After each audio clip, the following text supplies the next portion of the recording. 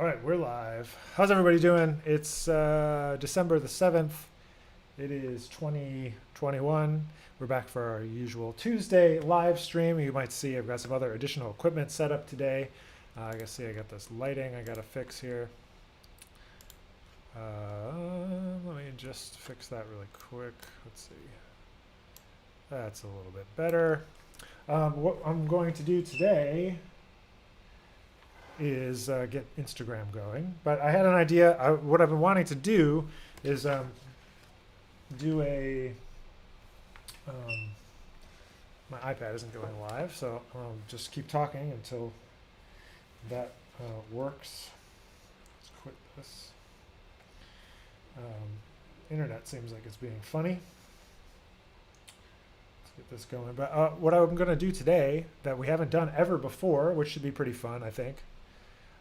What's up, Alton? Alton's here. How was New York, man? He was in New York playing with Ulysses Owens Jr., one of the great drummers. He has a big band. Was playing at Dizzy's last week. Let's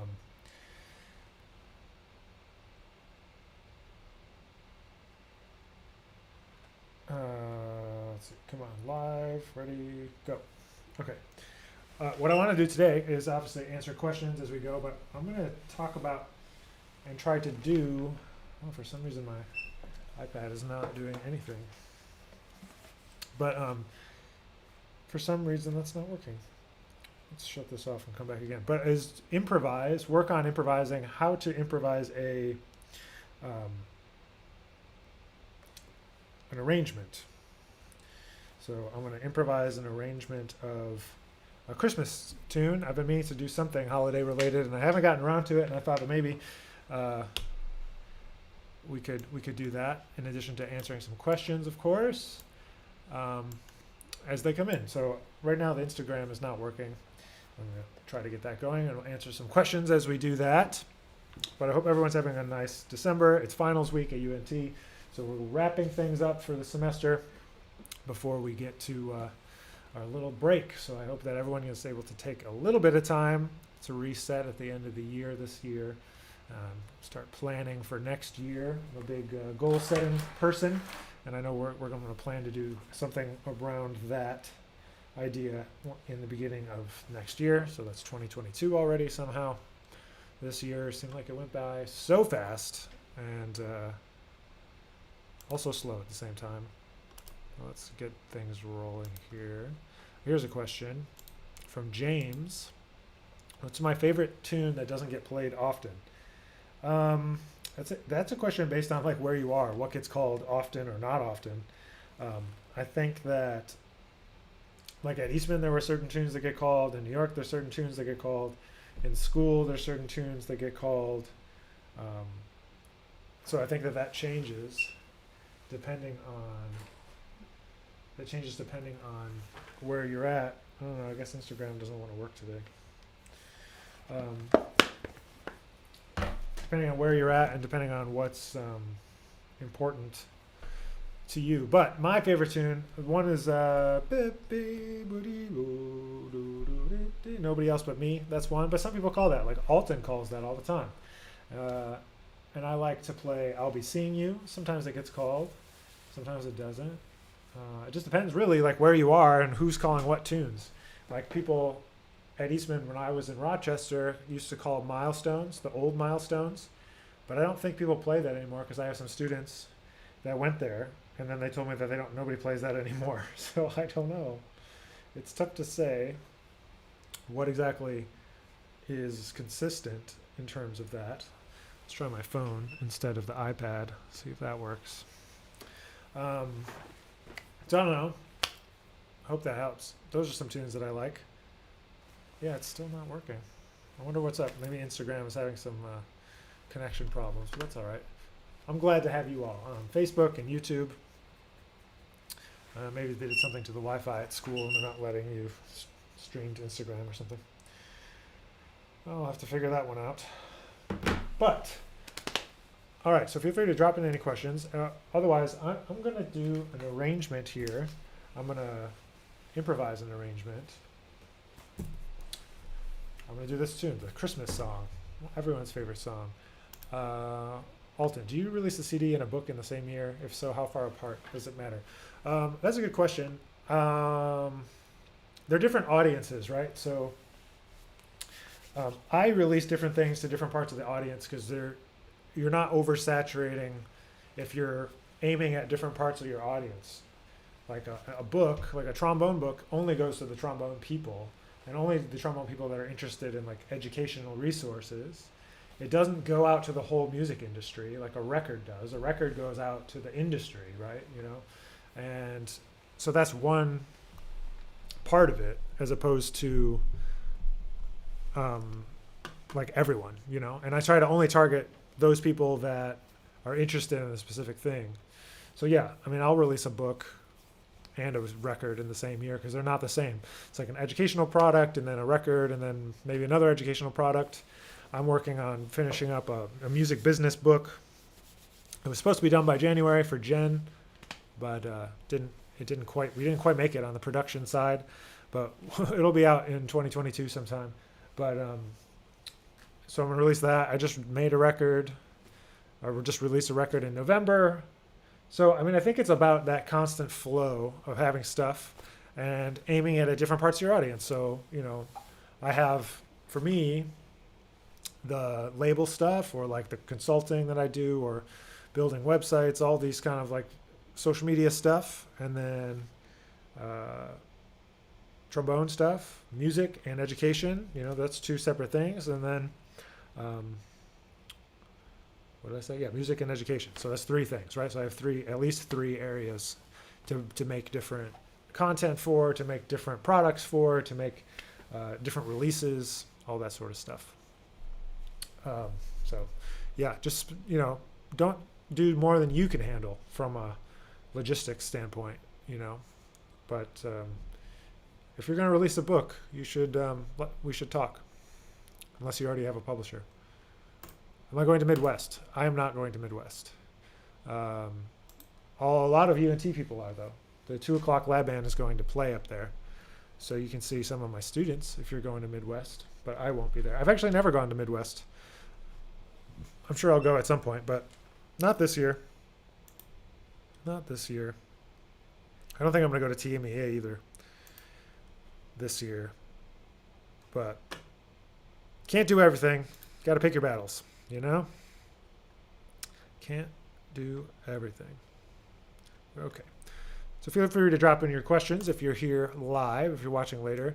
I'm going to attempt, hopefully my computer will agree with doing all these things at the same time. I'm going to attempt to try to record and improvise an arrangement during this hour that we're live here. And then release it later on this week, maybe next week, something like that. All right, new, close. So I'm a Logic person. I'm going to switch so you can see the Logic session as well.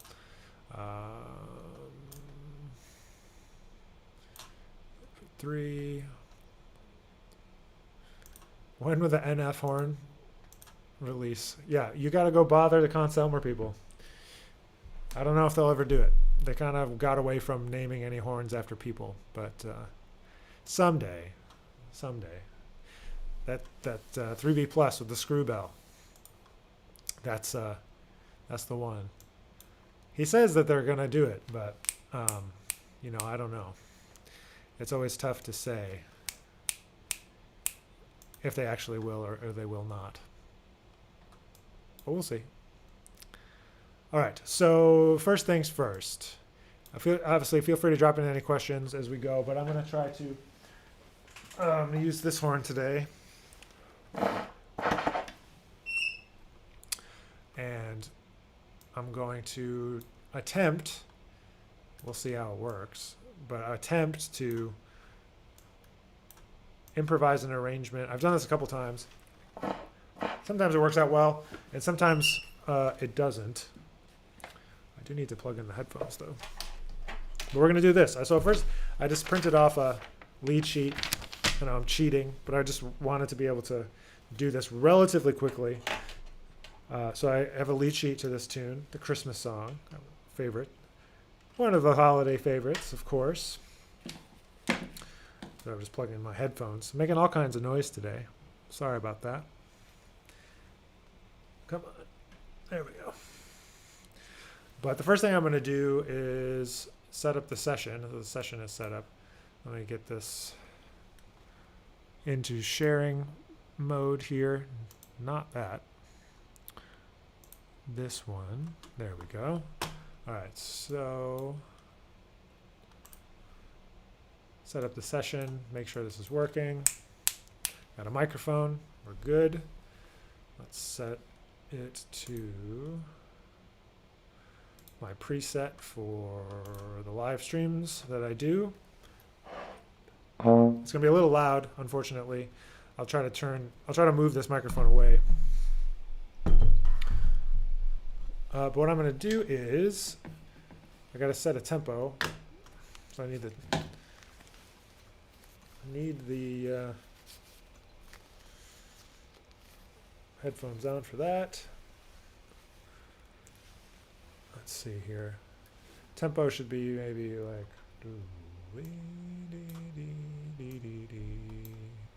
It's probably like 85 or something. Let's see.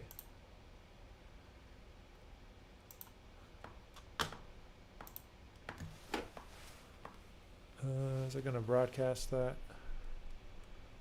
Not yet. I'll figure that out while I'm talking to you all. So if I got a good tempo. And so what I'm going to do basically is just like layer things on. So I'm going to play one thing at a time. So I'm going to start with the bass, start with the lowest part, and go from there. And kind of layer things on. So what I need to do is say this. So there's too many programs. It takes a minute to kind of set up all these live stream things, man. So what did I do? Studio setup. All right, let's go to this one. Add Logic. Let's see if that does it.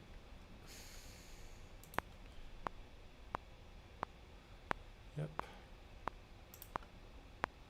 I'm sure you can hear that wonderful metronome. Turn it down. It's too loud. All right, but that's what I'm going to do. So I'm going to play through this here. Maybe a little slower. And I'm going to set it up. So I'm going to do 2 choruses, I think. Yeah, 2 choruses sounds good. So it's going to take a minute to get through these two choruses. It's going to take, 3 minutes or something. And so this is how you improvise an arrangement of a Christmas song. Part one.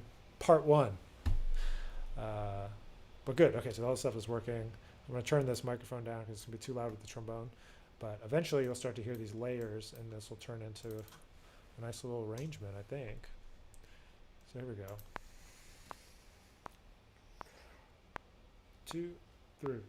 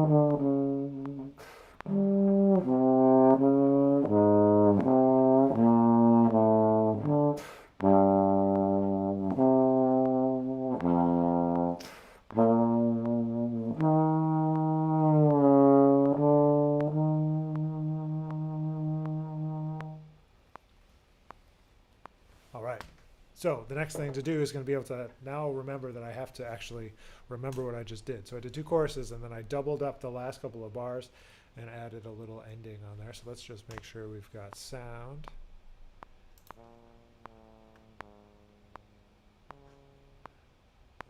Yep.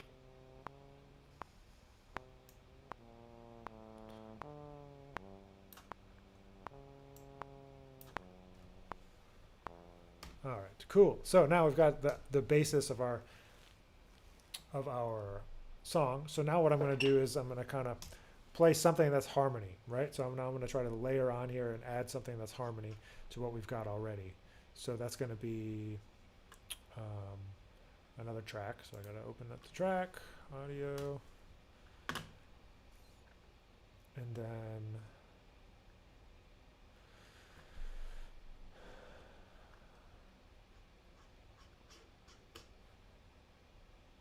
I need to, I guess I'm not sure if this is going to all line up for you guys when it's live here. I'm actually not sure, but I'll do my best to make sure. If it's not, you'll have to let me know.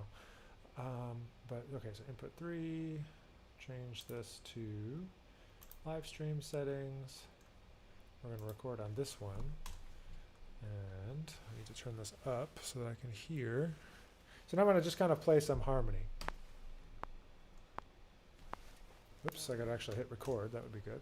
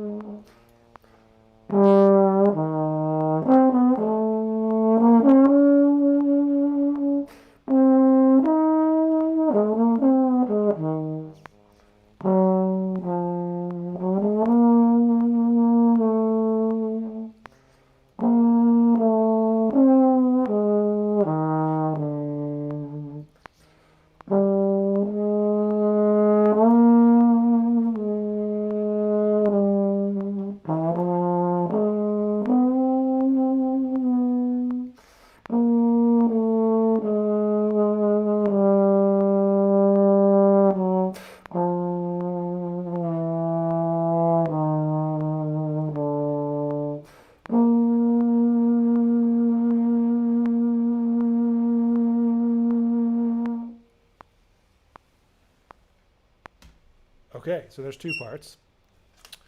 Okay, let's save this so we don't lose it all. Xmas time, Xmas song, not Christmas time. So if you didn't know, we're doing a live stream tomorrow night with some holiday tunes at 8 o'clock Eastern. So that should be fun. Live from my office. But yeah, we'll be here. Let me just add a quick compressor here to make sure this is loud enough. There's just a couple that I like, so I'll just kind of cue them up here and make sure that it's going so we can hear both.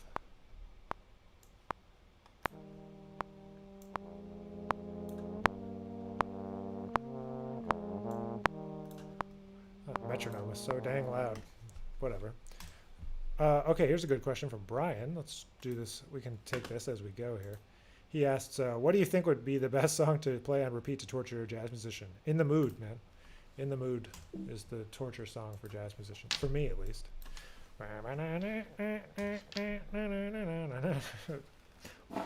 Terrible. Okay, so we've stacked so far, we've stacked 2 parts, and we're going to stack a 3rd part now.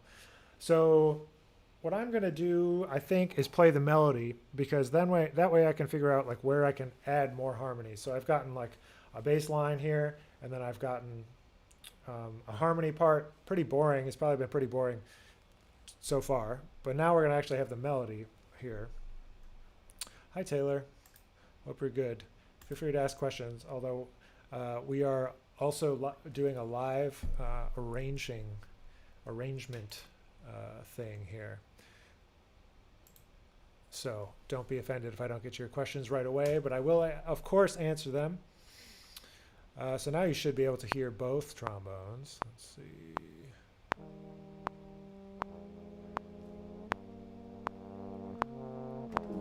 And that annoying metronome. So there's that.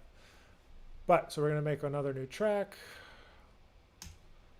And then we're going to make it sound like me again. And then we're going to enable this instead of that. So I guess what I'm going to do is play the melody, and then I'll improvise, and I'll go back to the melody at some point. And then from there, we'll be able to figure out like what else can I add, you know, to the arrangement. So that's what I'm going to do. So yeah, I'll play the melody now.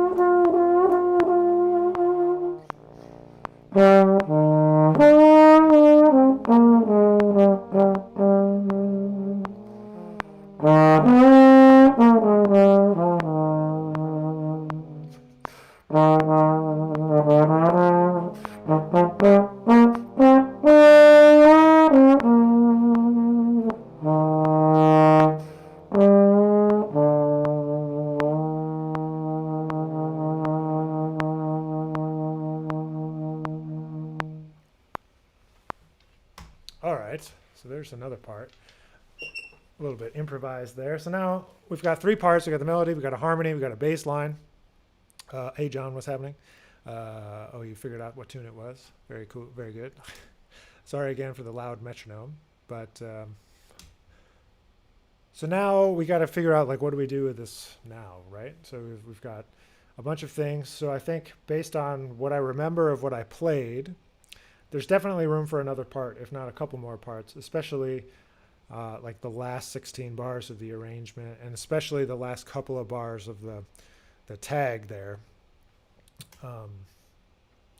Meaning like the boo doo doo that I added in there.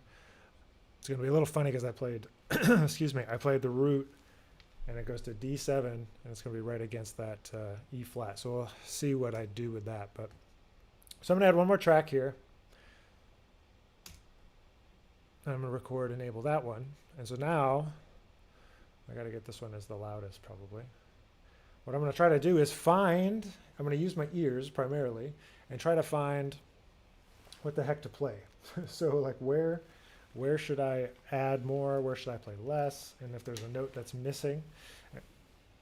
And wherever I go up the octave, I know I've got a chance to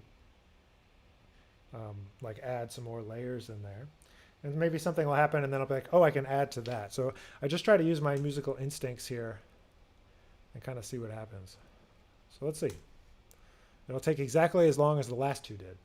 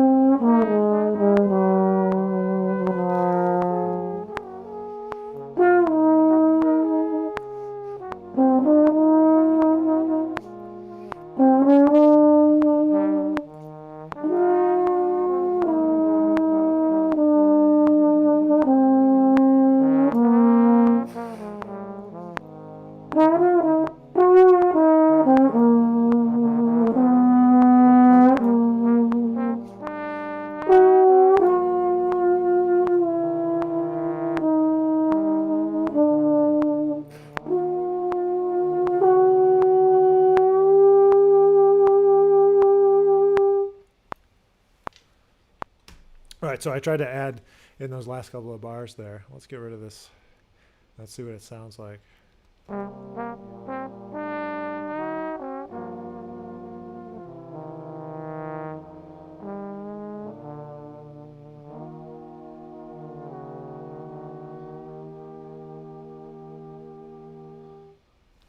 right, so it's not terrible. It's a little funny there, but we're just like a little bit out of balance here. So what I like to do is then give it some space here. Check this out. Meaning everything sounds the same. We got 4 parts, which is enough really, but oh, I also didn't do this. So let's add this. Oops, not drums. Bone. There we go. So feel free to drop in any questions as we're doing this. I just wanted to switch it up here, do something a little bit different this week. Maybe this is boring, maybe it's interesting. Instagram's not working, so we don't have our usual level of questions. So I'm not sure what's up with Instagram, but I tried phone, tried iPad, it would not start the live stream. So, all right, so I said we're gonna try to make some space here.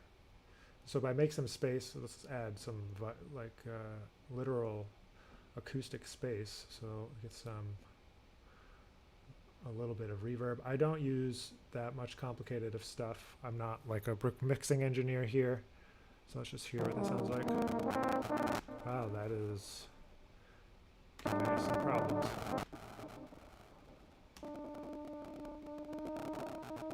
Wow, so that's interesting. So let's save this and let's shut it down. Save. All right. Sometimes Logic does that after I've been working with it and then it just doesn't want to work. So let's restart Logic. That will hopefully solve that problem. All that crackly audio. Here it comes, I hope. If not, then this was a interesting experiment gone wrong, right? All right, so it's back. All right, now we can see what's happening. There we go. So what we want to do is make sure that it's mixed relatively okay. And so what I like to do is put one of the harmonies on the left and one on the right so that we can kind of get some separation between the trombones.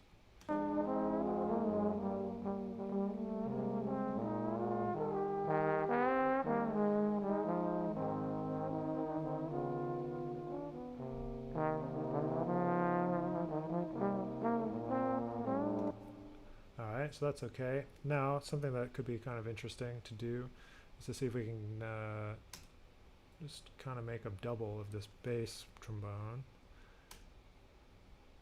We'll see if this works. See how well in tune I played. So what we're going to do is, this is down.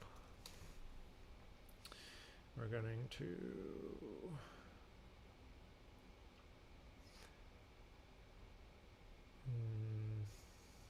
where is it? There we go. Pitch correction. So we want to make sure that it's like somewhat correct, right? So we'll make it pretty slow, or else it sounds like craziness. And then we also want it to shift down an octave. So we do pitch shifter, just because I wasn't having a bass trombone, you know. So we gotta go down 12, and then make it only that, no delay. Let's just say manual, no delay. Let's see.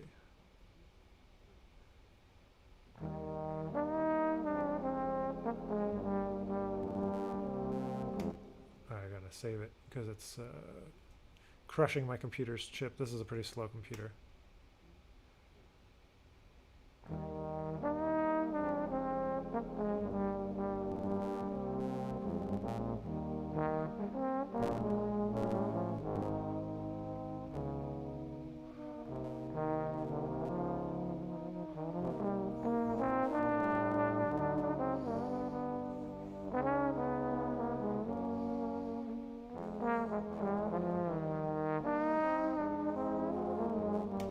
Alright, so we know when I export that it'll sound a little bit better, so sorry about that computer fail. But alright, so that kind of gives you an idea. So I'm going to turn that kind of down a little further so that it's not like obviously there and in your face, but so you can hear a little bit of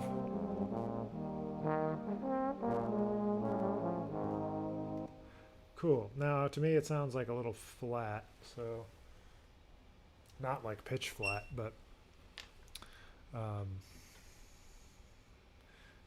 it sounds a little just, I don't know, boring.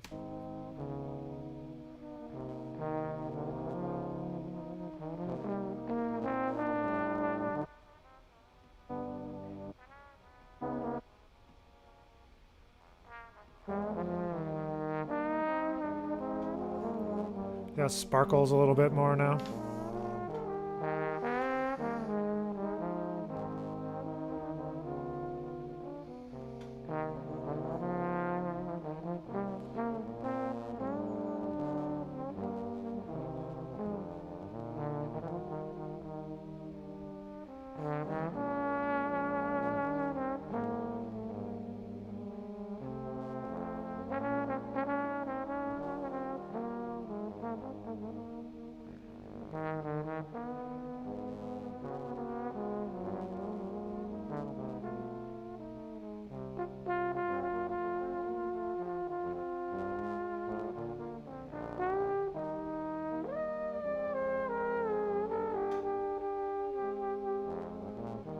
Darn it. Frack. That's hard. Do I think I could do it better is the question. I don't know. Probably. Maybe I'll try. I'll show you how to do an overdub. If you don't know how to do an overdub, let's find that spot though.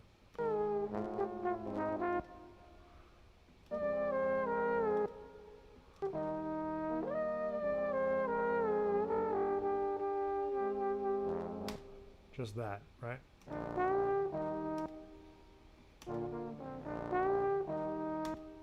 I think this is the melody, right? Yes. All right. So let's see if we can do this. We're going to record this track here. And so in Logic, it's pretty easy. You just kind of hit record and it'll do it for you. It's probably going to have some scratchy audio because of the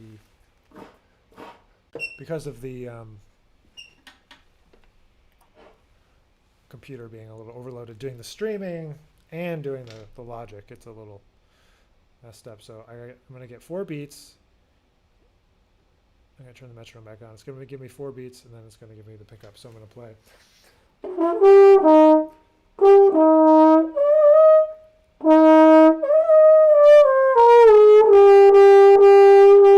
That's it. That's all I'm going to play. Wow. Okay. Undo, save, quit. Man, it's really not agreeing today. I'm going to try one more time. If it doesn't work, I'll give up and I'll finish this after the stream. But if you have any questions about what we've been doing, feel free to drop them in, or about anything else. We'll go back to normal Q&A here in a second. I just thought this might be a fun thing to do. Switch up the content, and do this live streamed arranging thing. This is something I challenge myself to do every once in a while. If you want to go on the YouTube channel and find some others, I did one on Curtis Fuller's The Court was one that I did the same kind of way. Except I used a mute in that one. Maybe I should have used a mute on one of these, but just to offer another texture, another color. All right, I'm in the same place. Let's see if I can get this to work. No. All right, so that's not going to work. But anyway, all right, let's go back to the Q&A, I guess. I'll finish that up in just a second after we end the broadcast here. But all right, so as you can see, technology never really wants to work with you when it's time. But let's see. Let's go back to the camera. All right. And I just realized this might have been not synced up this whole time, but I suppose it's too late for that anyway. But anyway, thanks for bearing with me. Just trying to, to try something different. Yeah, this hasn't been synced up this whole time. Okay, maybe that's better. But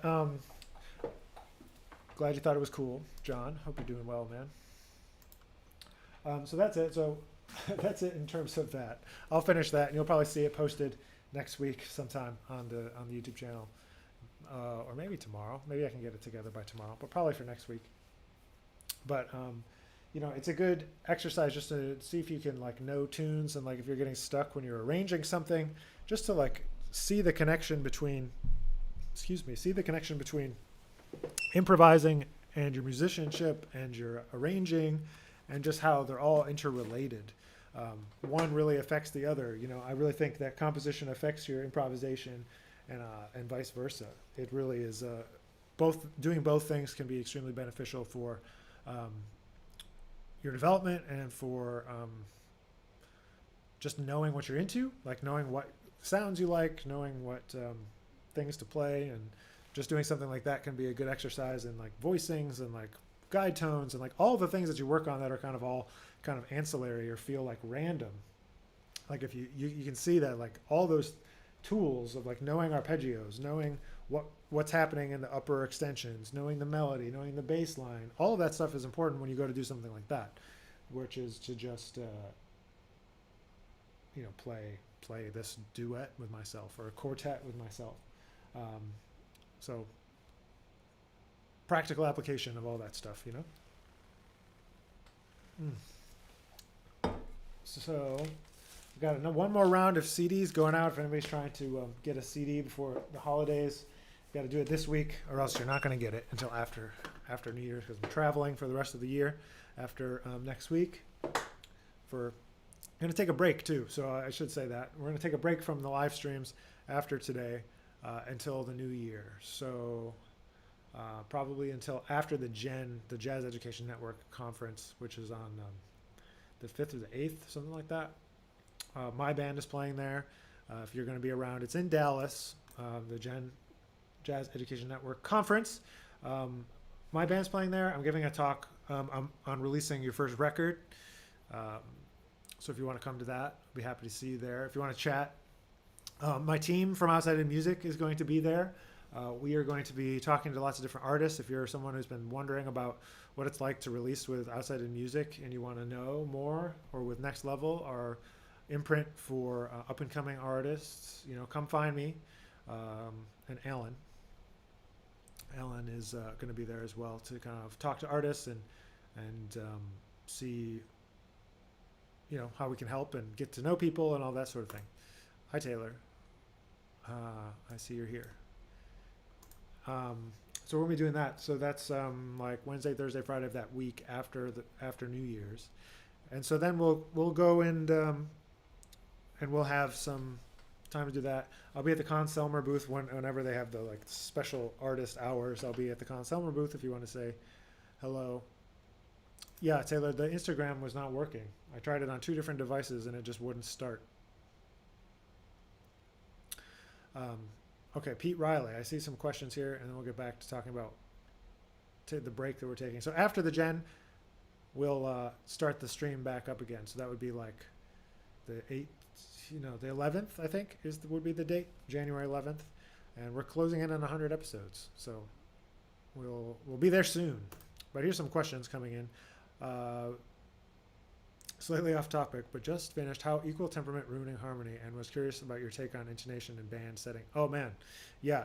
So, I mean, it depends what it is, but if you're playing with just horns, like especially just trombones, that's the beautiful thing about trombone choir or trombone ensemble, so you can actually play in tune.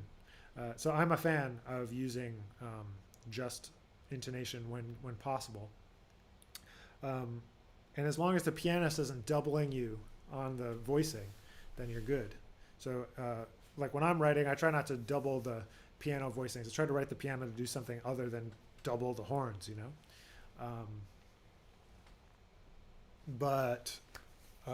So yeah, so and that even goes with like what position you choose to play things in. Like you can hear it pretty well in the key of G flat, right? If I play a G flat here and then the third here, it doesn't ring quite as well as if I play it here. So you can hear it in the room. You might not be able to hear it through the live stream, but using like the same partials and matching them can be the positions and matching it up like within the same overtone series. It rings a lot different. You'd be really surprised. And so you can play. That's why like the key of G and G flat are pretty nice on trombone, because you're in the middle of the instrument, the slide, and then you can play the overtone series. So if everyone's playing, but if you got somebody playing in first and everyone else playing in fourth and fifth, doesn't ring quite the same way. So I'm a fan. Is it something professionals do or aspire to, or is it more of a highbrow concept? I guess it's probably a highbrow concept, but it's something that is interesting to me, so I talk about it. And it's worth investigating, that's for sure. Obviously, if you play guitar or piano, you can't really do anything about it. And if you're doubling with a guitar or piano, it's not going to work. But for horns, you know, it really is helpful when you're playing dense voicings to have that ability to hear the difference between just and equal temperament tuning. Okay, for the development of the professional artist, marketing a product takes a lot of practice and working towards keeping your audience active. What do you think musicians on social media should be doing more of to get their product out there? Well, it's different for every artist, but the general problem is that people don't tell their audience what they're doing. Maybe myself included. And then having a disproportionate ratio of brand building versus selling. Not even marketing, but brand building versus selling. So I watch a lot of videos, you know, business videos, et cetera, and if you go deep enough into that world, you can kind of learn the difference between like marketing, branding, and selling, right? And so usually musicians, artists tend to get them all mixed up, and they start to try to build brand and sell and market all in like one post, and it doesn't work that way. You have to be judicious with your asks of your audience. So if you think, you know, maybe 10% of what you offer to your audience should be like salesy in some kind of way, or like asking them to do something. So that means 1 in 10. So that means if you want to post every week about your product, that means you've got to be doing so much extra stuff to help with the brand building that it offsets the ask, you know. So that's what I think about. Does it always work out that way? No, but making sure that at least 1 in 5 or 1 in 3 is the ratio of like an ask to a building brand, or so telling your story, the marketing. So that's the biggest thing, is knowing the difference. So keeping your audience active, you know, there's different things you think about in a social media strategy. There's posts that go to nurture your audience, your existing audience, and then within that, there's people that are interested in different parts of what you do. You know, not everyone is interested in this question, for example. You know, like some people are here for jazz, some people are here for trombone, some people are here for everything. You know, some people want music business advice. Obviously, Taylor does because he asked this question, right? But like all of those things, you send posts out for certain people. You know, of the 20,000 people on my Instagram, certain percentages is going to want the different things, right? And he followed up here with saying, is there such a thing as posting too much? Sure, there's such a thing as posting too much. But I doubt that you'll really get there, because your posts don't show up to everyone. it goes out to 1 to 2% of your audience. So if you got 1,000 people, that means 10 people are seeing it, right? 20 people. And those first 10 or 20 people that see it, if they have a positive reaction to it, then another 5 to 10% will see it after that, or even less than that. So it's like, it really has to go to your top audience and get liked, and then it starts to get shared out. So if you're sharing too much, you don't have to worry, because it's not going to go to the same people. Because like, it's going to go to the people that react to a certain type of thing. So you might have people in your audience that love video. You might have people that love photos. You might have people that love personal stuff about you, like it's your mom and she wants to comment about what you're doing. Or it's somewhere more along the lines of a very specific guitar technique that only the nerdiest of guitar players is going to want to know about, you know?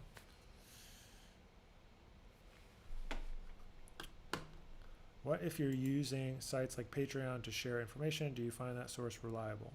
So I've never done a Patreon because I kind of just like operate in a different way.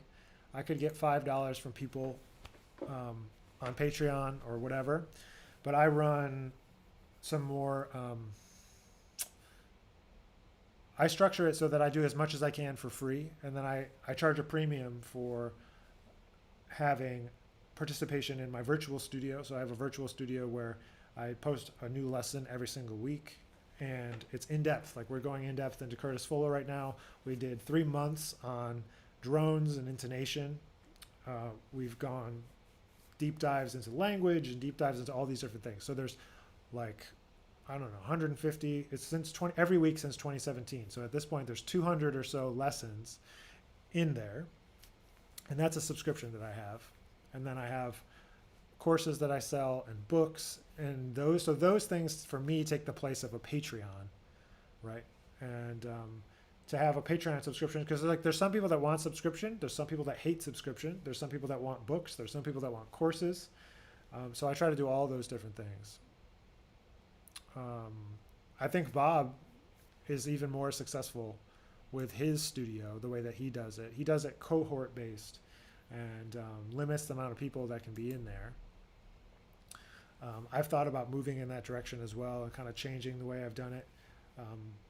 But I'm trying to build up some more courses still, and then I might switch it up soon. How soon? Not sure, but I've tested a bunch of different things. But it allows you to continue to connect with people. Hey, thanks, Pete. I appreciate that. He says it's a bargain. Yeah, so I mean, the real trick is that if you're in the studio, you're getting all of the courses. Like, we're going through, like, I build the courses based on what we start with the studio, you know, like that helps me to put together the courses. So like, you're getting it in advance, basically.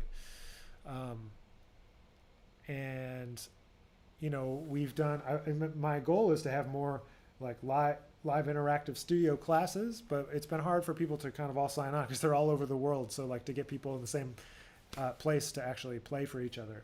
We've done a bunch, and I try to do them, but sometimes it's been really hard and to get people in the same place at the same time. But it'll happen eventually. It just takes time for these things to grow. So for me, that's what I decided I was going to do.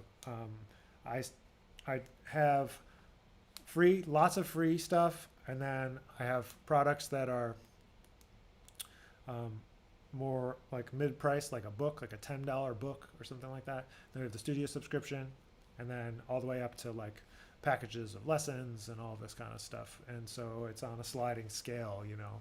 I try to make most of it free, and then the more individualized the attention is, the more it has to cost, you know. So that's how I've structured it, and how other people have done as well, like Bob Reynolds, you know, or they don't even teach private lessons, you know.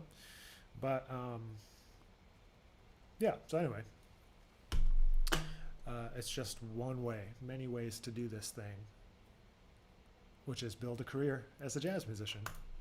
Richard has a question. Any advice in playing tunes in 3/4? Yeah, don't always play the same rhythm over and over again. And then don't get stuck in da do de da dee da dee da, right? You want to feel the 3 and the 4 at the same time, so you want to hear.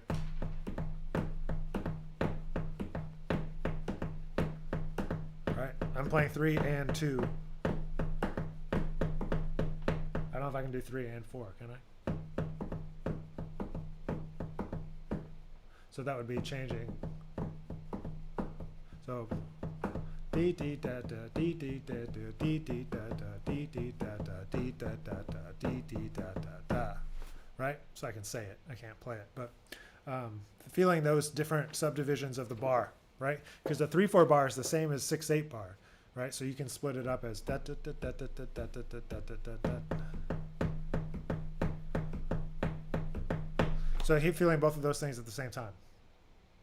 And then you can play 4 over that. And so the trick with 3/4 is that it's a different rhythmic language than 4/4. So what tends to happen in 3/4 is people get locked into a rhythmic pattern, which it makes it difficult for them to get out of, and it makes it difficult for it to sound like music. Sometimes it just sounds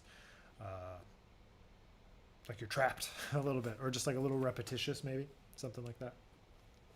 I hope that helps. But just play a lot in different time signatures. Because sometimes people, they think of odd time signatures like 7 and 5, and they focus on those. But 3/4 is also an odd time signature. It's odd number of beats, right? So if you can't do 3, it's going to be hard to do 5 or 7, because 5 is a grouping of 3 and 2, or like 3 and 4 for 7. So, but I find externalizing the rhythm to be extremely important. And being able to play it and say different things, da da da da dee da da da dee da da da zabadoo bo ba da do ba da dee da dee da dee da do ba da da dee da do dee da da da dee da.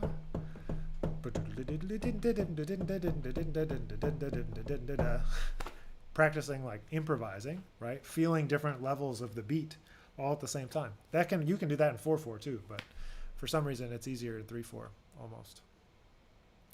All right, any other questions? I might wrap it up here and finish this arrangement and get that going, but I'll give people a second. Again, I don't know why it didn't work out on Instagram. Still don't know why. It just says cannot connect, so I don't know what that is. But let's see. I know you have composer's piano, so when you work on being proficient on the instrument in some way, what helps you become a better pianist? For me, the main thing is like trying to figure out independence, because I want to be able to play a bass line and chords with the right hand to accompany my students. So I work on walking bass lines and playing basic chord shapes. Something that I want to work on is getting better at actually being like a functional pianist and playing voicings, because I can't do it. Like if you ask me to comp through a tune on a gig, I can't. I have to use one hand because I'm so used to playing either composer's piano or like accompaniment piano that that's what I'm okay at, like actually playing voicings, and that's what I need to work on. That's one of many things. But to get better at that, I use the Hannon book. There's a Hannon finger technique book to get the fingers together, and then just playing, So I also use it to learn tunes, right? So I play the bass lines, I play the chord voicings, and I sing the melody. I'm also bad at playing the melody on the piano, but that's what I do. Those are some things that I work on. All right. Thanks for tuning in. Like I said, this is going to be the last one for, I guess, a month or so. I appreciate everybody's support in the last 2 years of doing this Q&A. I hope it's been useful. And obviously, we'll continue it in a couple weeks, but I'm going to take a little bit of a break. Content break. I need a little bit of a break. And it's going to be busy with the holiday season. And I hope you all have a wonderful holiday and a great new year. We'll be back in January. We're going to kick it off with another session. We'll kick it off about goal setting. It'll be a goal setting Ask Nick, and we'll go through some prompts, I think, and talk about goals and stuff like that. But I'll see you then. Take care.